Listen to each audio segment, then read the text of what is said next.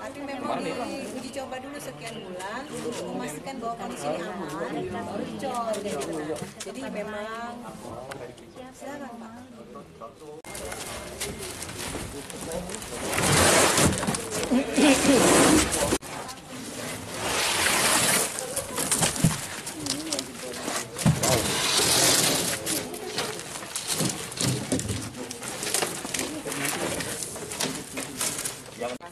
Dapat aduan dari masyarakat ini tidak berkenan Pak, ya.